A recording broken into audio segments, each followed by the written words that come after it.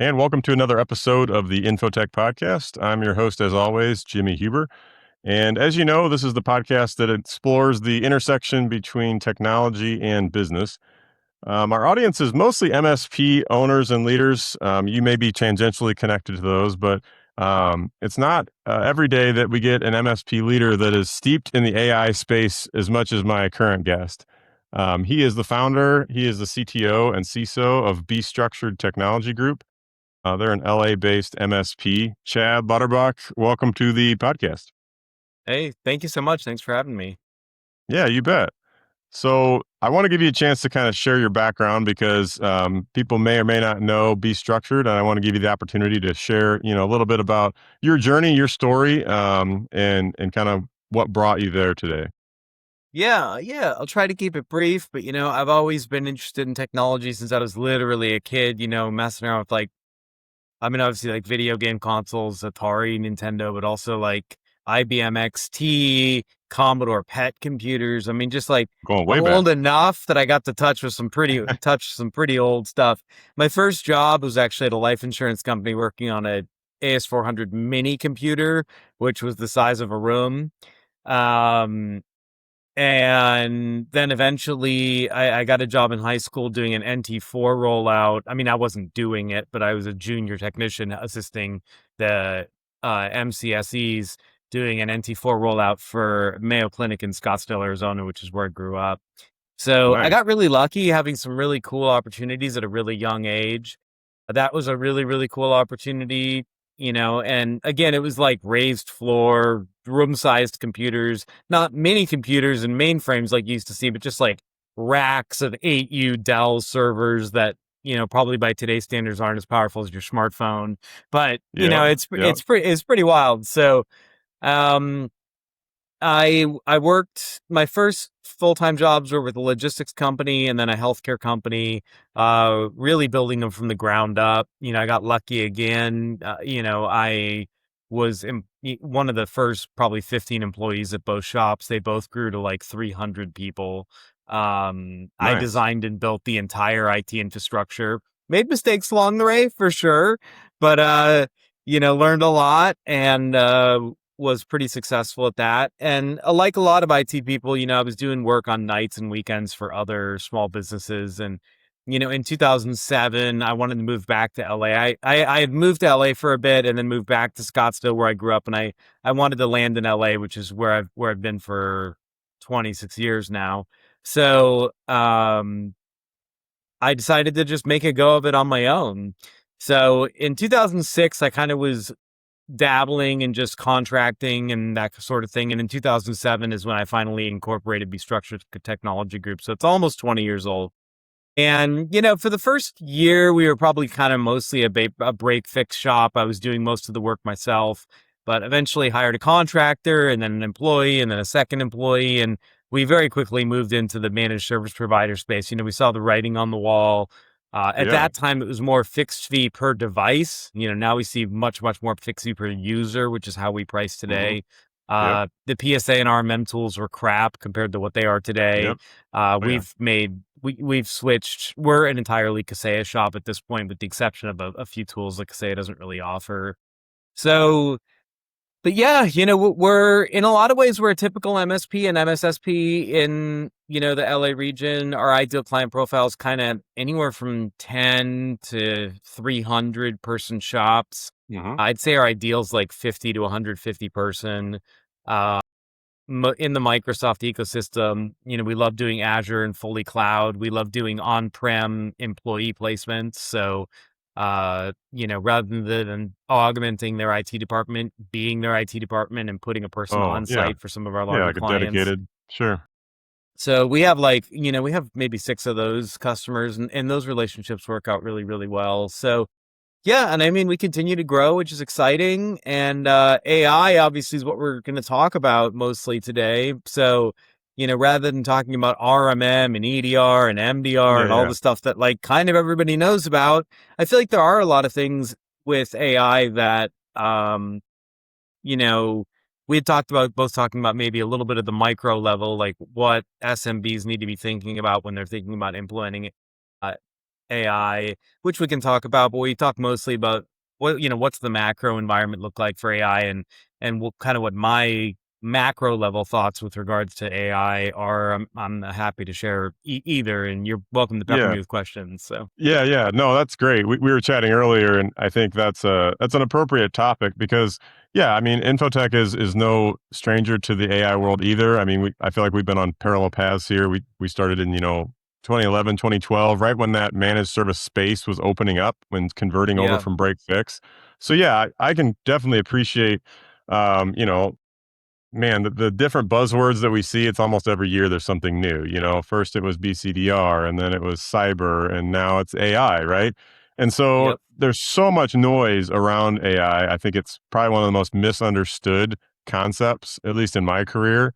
And so, yeah, I think the conversation to kind of, instead of we can get into the tactile too, but most people don't think about the actual market conditions and what's happening at a macro level, like you said, that's causing a lot of these changes. And if you don't understand that at all and you're just jumping in with both feet, it's really hard, I think, to have a good security posture around it. It's hard to connect clients. Insights. So like if you're talking with one of your clients leaders, connecting those dots for them to understand what the tools are and how to actually make it meaningful in their business instead of just using buzzwords and saying, yeah, ChatGPT is the new Google. Yay, it's smarter or whatever. Like it's a very, at least that's what half of the conversations I think people, that's all they think it is. Right. So yeah. what is your perspective on kind of how we got here? Because AI has been around for actually a lot longer than people think. It's just now finally come to the surface and it's more mainstream and kind of exploding. Yeah, I mean, this is maybe not the macroeconomic aspect of it, but one of the things that's interesting about AI is, all these AI developers, they only kind of understand how they work. That's what's kind of so weird about it, right? Is they've created these super large language models with literally now we've reached into the trillion parameter world. I mean, Yeah, it's wild. Fable 5, Opus 5.6 Soul, Quen, Kimi K3. We're talking about 2.7 trillion parameter models. I Yeah, mean, you think it's about nuts. that, just to run a single instance at say 60 tokens a second, you need a rack of 64 H100 NVIDIA Yeah, cards. yeah, I mean, yeah. this is so, and I think a lot of people don't really fully respect like what these frontier models do compared to what you can run at home. If you have an NVIDIA 5090 graphics card, which is a really expensive graphics card, you can maybe squeeze a 50 billion parameter model on it. Hmm. And you can Yeah. do some stuff with that. But when you compare that to, these 2.7 trillion parameter models, it's nothing. And even if you go and buy a really 40x. high-end Oh yeah. workstation card, like a Yeah. Blackwell 6000, the Blackwell 6000 can maybe run a 70 billion or 80 billion parameter model. You're just not getting anywhere close to the kind of performance you can get out of these frontier models.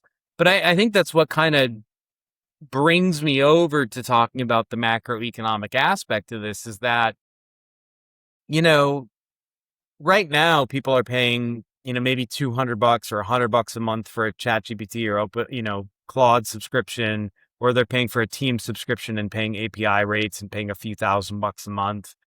But, I really think these AI companies are stressed and starting to struggle because they don't have the free cash flow available to continue the kind of investment activity that's occurring. And, there's numbers floating around anywhere between like $2 and $7 trillion being invested in infrastructure.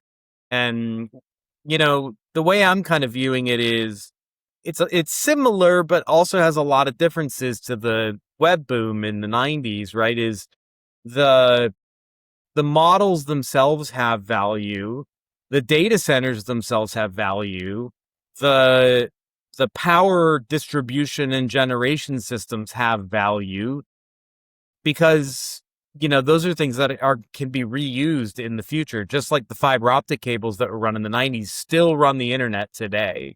Sure. Yeah. But you know yeah, but there is a difference, right? So just because you had a .com attached to yourself in the 90s, your stock went through the roof and everybody thought you were going to make a gazillion dollars, then you didn't. And then, of course, not great things happened. Um, But this is a little bit different. You have fewer players. You have maybe 5, 6, 7 players, depending on how far you count GLM, Kimi, etc. If you get into the lesser known players or DeepSeek, the Chinese player. But they're investing all this money in hardware that they are depreciating. In fact, I just saw a news article the other day with numbers in the $70 to $80 billion a year of depreciation on these assets. And Yeah, it's if you're talking wild. like the NVIDIA H100 is probably the most common inference card in use right now. And it's already kind of old. Like Yeah. there's already the H200 and the GB200, and the 300's on its way if it's not already been deployed in places. Like, we're talking about deploying technology that does age. And I think it has yet to be seen how long they're going to be able to actually run an H100. Is it 5 years, 7 years? Can they actually squeeze 10 years out of it? But there's a point where those H100s have to get replaced. And when you're talking about buying a rack of 128 H100s for $400,000 and you're buying 100 of them, you're talking about money that is hard. I have a hard time understanding money like that. We're talking about numbers that are just monster scale.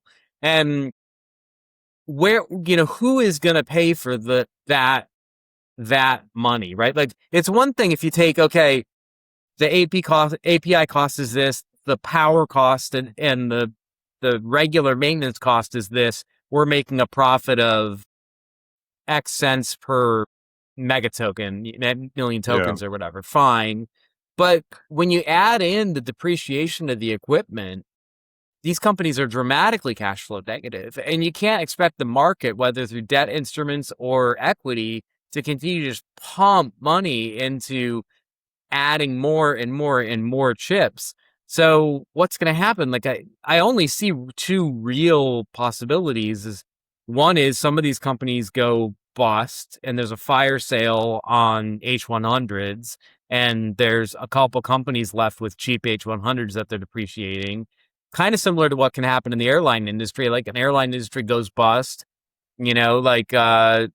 the yellow one that, Spirit. Spirit. Like, Spirit just went bust. Well, they got a whole bunch of, relatively decent A320s.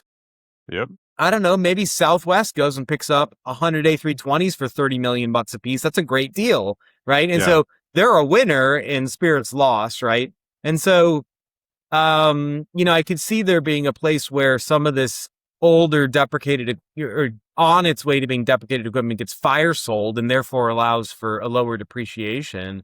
But I think ultimately you're going to see one of two things. You're going to see, and you're already starting to see this in the enterprise realm, right? Like, enterprise plans for OpenAI and Claude are billed by the megatoken.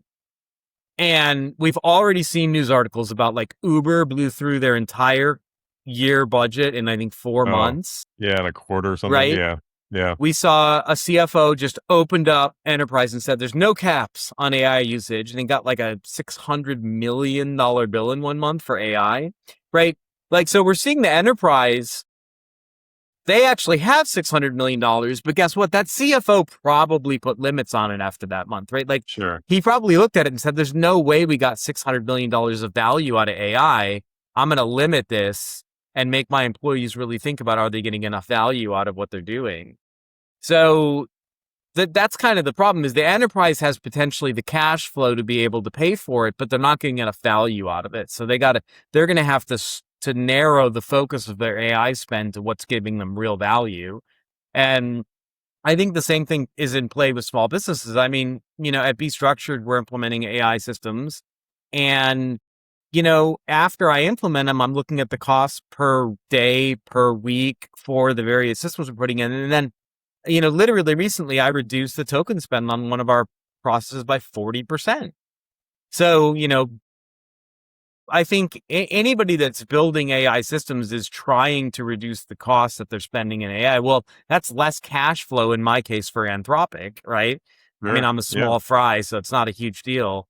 But I just see the runway of cash going into these organizations to build out these massive hyperscalers running dry. And then what happens? They're either stuck dramatically raising rates, turning things off so there's just less capacity, which also would result in raising rates, right? Supply and demand. I really don't see, or one of them goes bankrupt somehow, and gets rescued out of bankruptcy and is relieved of some of their debt burden. But, Yeah. I don't see how this is going to play out really, really well in the medium term. And Well, that's I not to like say I your, don't think AI is here to stay. I think it yeah, is, just like web, but I think we're going to see a reckoning before we see the ultimate fruition of this. sure. I agree with probably most of what you said. I mean, there's definitely a bubble that seems to be forming, and it does parallel the 90s, right? Where there's this big hype and a big boom, but people aren't really sure what to do. They just have FOMO, right? They don't want to there's a lot of fear surrounding it, like either getting left behind or, losing the job market, all these things. So yeah, until that kind of levels out, I think you will see some scaling back. I mean, I think the tech stocks right now are pretty clearly overvalued, right? They're trading at just multiples above their run rate. I mean, it's not sustainable. And when you zoom in on the small business owner that, yeah, wants to use AI, but doesn't really know quite how to maybe position that and what their cost analysis is, then yeah, I mean, I don't think it's a replacing humans thing. I think it's a tool set where you can enhance what humans are already doing. Like you're not going to reduce your workforce, you're going to do more with your current team. But to not understand the economics of it and what these companies are actually going to do, are you going to pick one that's going to be out of business in 18 months? Like it's just kind of hard to thread that needle. So what are you telling your customers these days? I mean, you said you are implementing some stuff, you're figuring it out yourself. Are they open to wanting those solutions? I mean, how do you even price something like that? What are you guys doing? Well, we're not on the macroeconomic end of the problem here, right? So like, we're largely choosing Microsoft Copilot, OpenAI, or Anthropic for our clients, depending on their needs and Gotcha. requirements and desires. We're obviously this kind of dives into what MSPs are doing, but like, we assist them in getting an AI AAP in place, acceptable use policy for AI. We of course ask them to have an attorney reviewed with the team. We have a lot of conversations around data sanitation going into these systems, making Sure. sure we don't have PII or, um, material non-confidential, information going in, things of that nature. We do have registered investment companies, FINRA, SEC registered companies. So there is a lot of kind of inner workings there. And, we are starting to build some MCP servers, some workflows, some things like that. People are using Copilot to talk to their email and, file shares and things like that. And, I think it's up to our clients as to whether or not, they're the ones footing the bill, and they're not gigantic bills depending on what they're doing, but they're not small either. Yeah. I think people realize real quick, you know, they've been playing with OpenAI on a $20 a month subscription at home, which is like nothing, right? Yeah. But Yeah. then they're like, oh, I want to implement this at my company. And they get a Teams or enterprise subscription, depending on what they need. And they got 40 employees and they're using the API for some workflows or maybe using Copilot. And now they're spending $8,000 a month. And they're like, Yeah. whoa, this is so different than the $20 a Yeah. month I was spending. You're like, well, yeah, this is what Imagine you that. get. You Sure. know, this is why there's a $20 a month plan for individuals, is because you're not paying for this stuff. Companies Right. are. Right. And so, I think our clients are thinking about how to implement it in a way that makes sense and is cost effective. And I think it is difficult. We asked that company internally at Be Structured for the systems we use AI for, are we getting enough benefit out of it? And it's a really hard question to answer. I wish it wasn't, but it really is. So. Well, especially how fast things are changing. Like I get shiny object syndrome real easy. I mean, you're using Mhm. something for 10 days and there's four more that come out that seem to be better. I mean, and they're, back and forth fighting with each other or who's the best model, what's it do. So like our industry is not immune to change, of course, but it seems like the pace of what you're having to retool, redo your processes, like It's been interesting to watch how people react to that because we're supposed to be like the thought leaders, right? We're supposed to be the consultants, the experts in the room. So I think a lot of our clients are expecting us to kind of have it together when it comes to AI and show them, hey, what are we supposed to do? But when we're still figuring out ourselves, it gets a little dicey because it seems like it's changing almost on a monthly basis about Yeah. what's available and the path, forward. So, I mean, what's your advice to people that are trying to figure these things out? Because you want to have, in one hand, the R&D and like the sandbox environment. You want to unleash your engineers on it to figure out what works. Play with it. You don't just want to stay back and wait. But yet, you also want to be financially conscious of like, hey, what is this actually going to cost, and it's worth the bang for your buck, right? Just like anything else that comes through the pipe.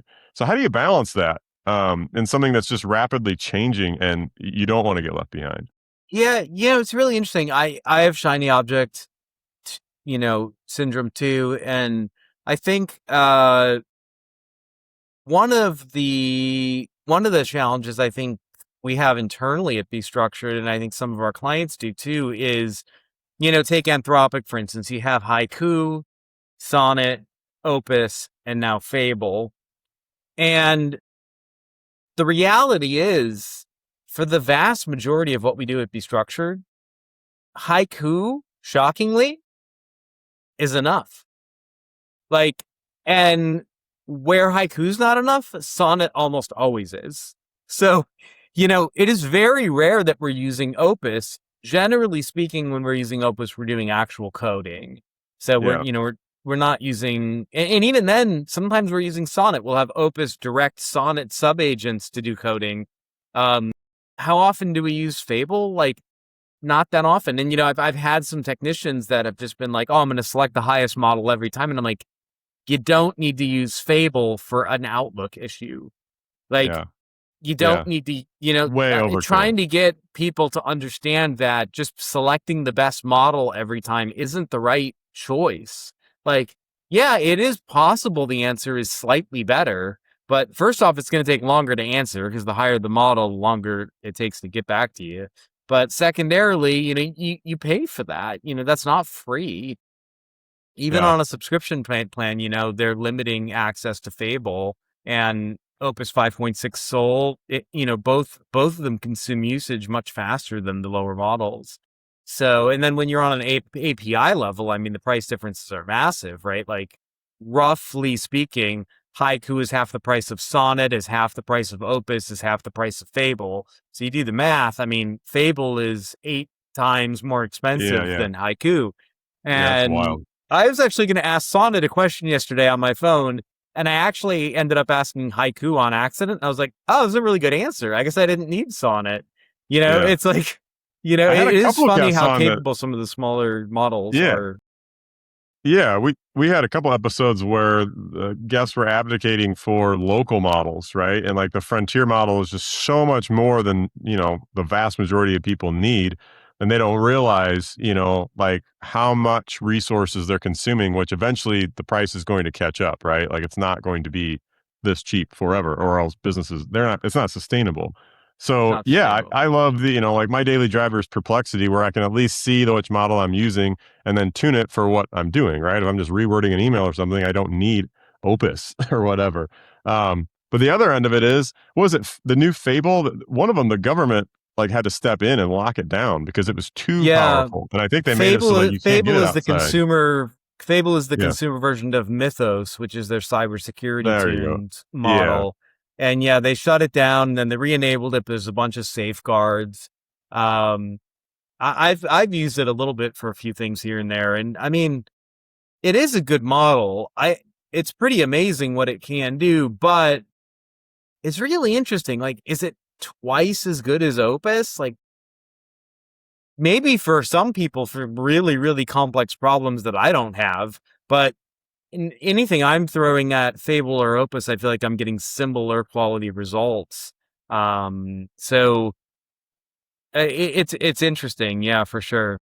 yeah. You have to have a huge complex problem to utilize a huge complex Yeah. tool, and I think And most there are people some really big don't. advantages of local LLM. However, you end up, in my opinion, you end up with a couple problems. And this is maybe a place where MSPs can step in at some point. We have not done this yet, but one of the things that the hyperscalers can do that you can't do on an ordinary server, and we've experienced this just with regular servers, right? Is like one of the nice things about Azure or whatever is you can tune the server to be exactly what you need and no more, no less for the most part, right? So you're not wasting resources. Whereas if you spend 20 grand on a server that sits in your office, like the CPU probably sits idle most of the day, right? I mean, that's the Yeah, reality. It's just like, sure. it's just not getting utilized. You kind of run the same problem with local LLM is, let's say you want to build a relatively small inference server and you're putting 2 Blackwell 6000 server cards in it with 512 gigs of RAM and a bunch of NVMEs. Well, that's a $70,000 server and it's going to consume 3 or 4,000 watts. It basically has to be in a data center. So, okay, so now you're paying for a data center. Maybe you have one already, and you're paying a bunch of money for this server. And let's say you depreciate it over 6 years. That's $1,000 a month of depreciation, right? So you got to make sure this thing's getting used. Well, if it's not getting used at all overnights and weekends, is that really cheaper than just running models from OpenAI and Anthropic on their hyperscalers that Yeah, are probably at high utilization? So one of the things that could be interesting for MSPs is MSPs make that $60,000 investment, run it in their data yeah, center, but yeah. deploy Use it the across server. their client base, right? Yeah, you beat me So, to it. Yeah, I've not heard of anyone doing that yet, though. Is it just too early? I mean, I think I think it's the chicken and egg problem, I guess, really is what it is, right? It's like, I don't want to spend 60 grand on a server, even though I have data center resources. I don't want to spend 60 grand on a server. And, let's say my depreciation cost and power cost are 1,500 a month. Well, I got to get at least like 2 or 3 customers signed up to make ends meet here, right? Uh, it's tricky because I don't want to make that kind of capex investment without knowing that I'm going to have customers lined up. Number one. Number two, I mean, even on a couple Blackwell 6000 cards, you're talking about running if you combine the RAM, you're talking about we're going to be running like 120 billion parameter model. If you have 2 separate instances running, you're talking about running maybe 250 to $70 billion models simultaneously. And you're talking about being maybe at 50 to 70 tokens per second. Is that enough? Like, you Mhm. know, Yeah, you obviously get a lot more speed and a lot better models. I mean, even Haiku, I would imagine, is a bigger model than that. yeah, So, can you really compete doing local inference? And, I think for our clients, having a conversation about buying a 64 H100 rack and putting it somewhere, it's a joke. It just doesn't make any sense for any client. Even our biggest clients doesn't make sense. yeah. I think it works better if you become like an AI SaaS provider and not just an MSP that does AI. Like if Yeah. that is your business model and you're scaling, globally and anyone can hop on and hey, we're the mom and pop version of AI, but we're way cheaper, smaller, basically, targeted what you need and not the huge frontier model, and et cetera. But yeah, I mean, at least at InfoTech, we don't really own. I mean, we all the hardware that we deploy, our clients own it. We just manage it for them, right? Like we're not in the infrastructure investment business, and I got to believe that on ramp is probably going to hinder unless you've got a pretty good client base where you can count on 10 or 15% of your clients immediately being an early adopter to pay for your costs. It just doesn't make sense with all the other options that are out there, especially Yeah. since we don't really know where And it's going to go. to your point, there's already companies doing this, right? The advantage to Anthropic, OpenAI, etc., these companies is that their models are closed, right? They're Mm, unique to their system. yeah. So they're the Yep. frontier models, they're the best models in the world, but you have to pay their API costs and use their hyperscalers. There are companies like Together AI, Fireworks, ZAI, Open Router that do offer API services at a lower token cost than Anthropic and OpenAI, but they're using open weighted LLMs. So they're using like Quen or GLM 5.2, which you've probably heard of. And so there are already companies doing this, and they're doing it at a lower price than OpenAI. And Anthropic because they're not also having to hire developers to develop the frontier models. The models Yeah, aren't quite as good, but they're actually pretty close. And they're enabling these companies to run open models for less money because they're just having to invest in the hardware. sure. Um, Yeah. so Yeah, it's kind of like an it's kind of ISP. I already mean, happening. they're giving the infrastructure, but you do what you want with it, right? Like that's a pretty uh, easy model. So it's not. We didn't have the idea. This wasn't a new thing. Somebody's already doing this, Chad. Like, Yeah, give me a exactly. break. Exactly. Yeah. Well, I appreciate the conversation. I hope people could hear something today that maybe spark some ideas, because I feel like we're all in this world of grappling with trying to figure out like where this is going and how to fit in. And yeah, I definitely don't think we're going backwards. I mean, good grief, I've got teenage kids that are, looking at what they want to do for a career in high school, whatnot. They know as much or more about AI tools than I do, running an MSP, because like it's the new thing that I think is just already normalized. At least if you're a millennial or younger and entering the workforce. So, um, yeah, what would you say to those kids that might be, wanting to be an entry level programmer and freaking out because Claude can do their job in a tenth the time or less? I mean, is it cause for concern, or is it more like, hey, just go use these tools, learn the products, and be more valuable?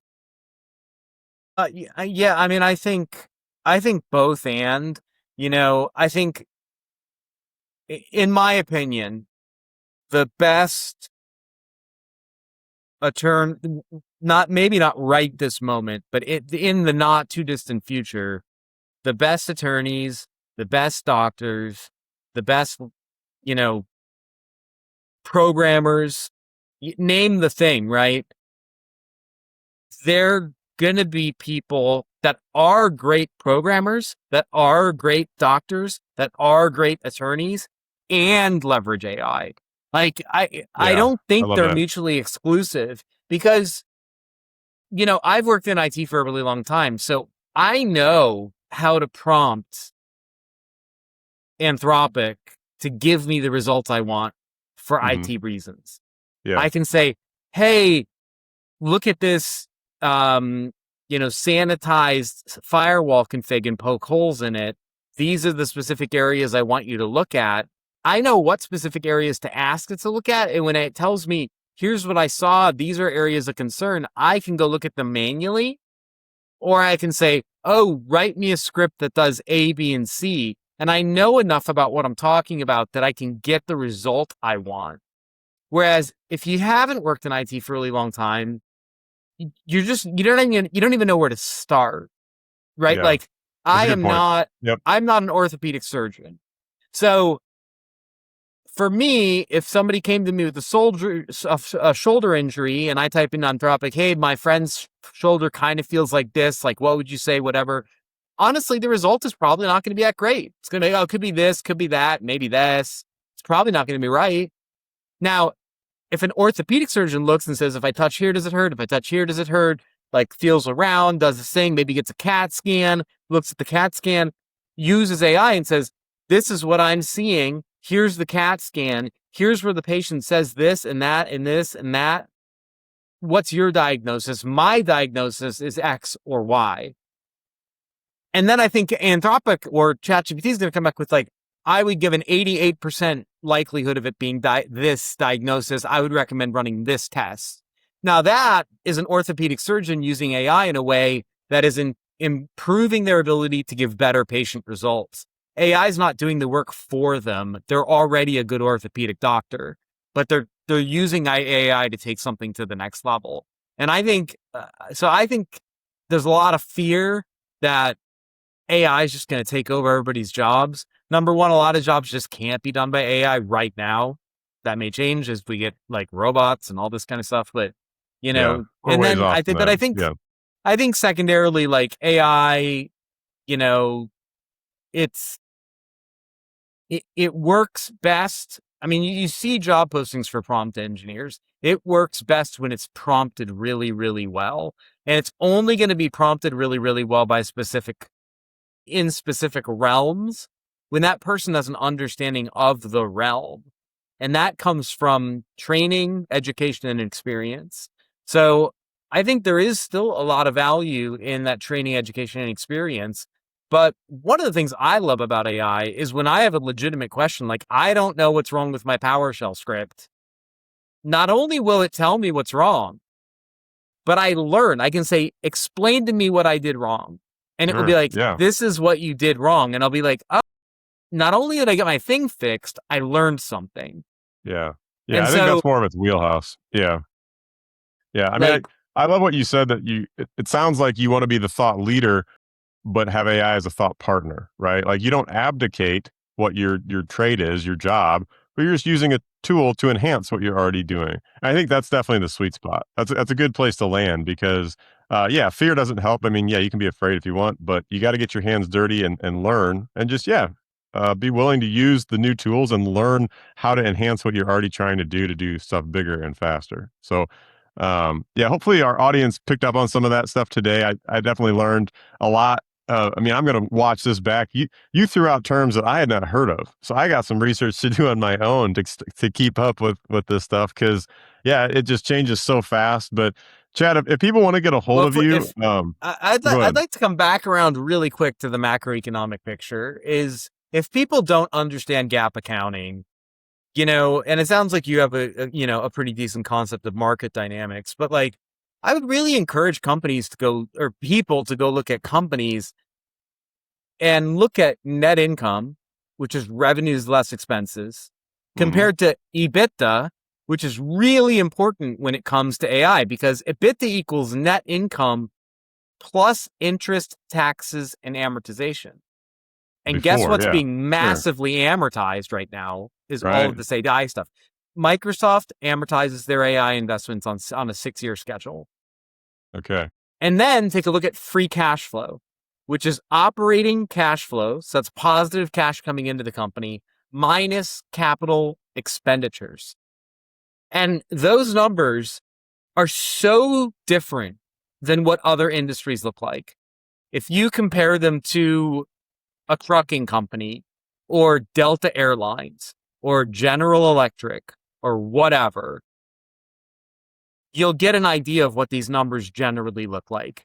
These companies are profitable. Well, maybe not Delta, but like General Electric or what I think, name the relatively speaking profitable company that you can think of, right? Toyota yeah, cars or something, right?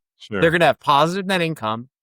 They're going to have positive EBITDA, which is going to be a higher number because it adds back taxes, interest, and amortization. But they're still going to have probably positive free cash flow. And what you will see right now with the AI companies is they probably have a negative net income. EBITDA is going to look maybe kind of a little bit better, but free cash flow is going to look insanely bad.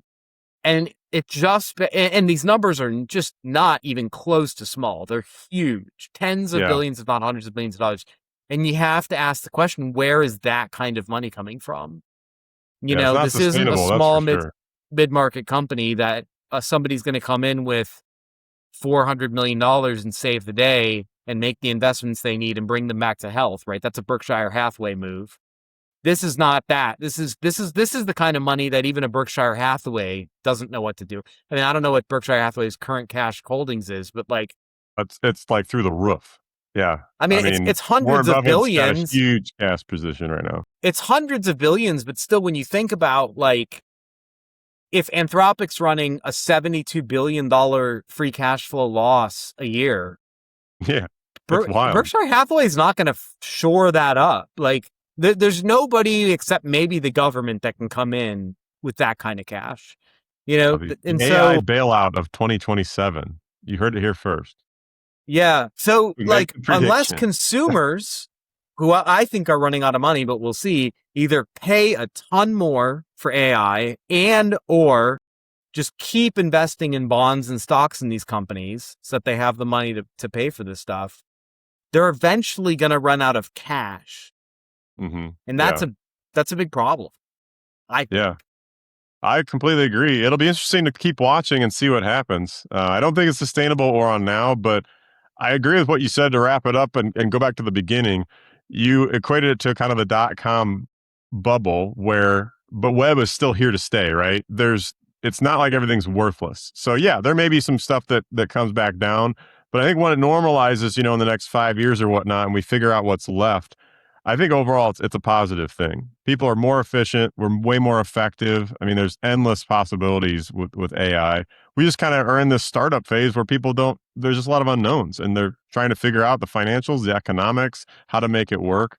But yeah, it's exciting times. I think back when I grew up in the '90s, and like you said at the beginning, the computers were infants, right? They're just getting on board.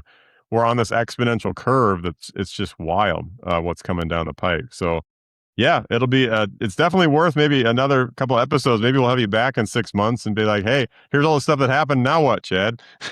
Yeah, it'll Tell be us what to interesting to do. see. Yeah. Definitely. Well, I appreciate your time and that you spent to kind of talk to our listeners. If they want to get out and I'm sure we'll put in the show notes like your LinkedIn and all that. But what's the best way to get a hold of you if they want to continue the conversation or connect with Be Structured? Yes, I mean, the best way is via our website. There's a web form or sales@bestructured.com. You can email us.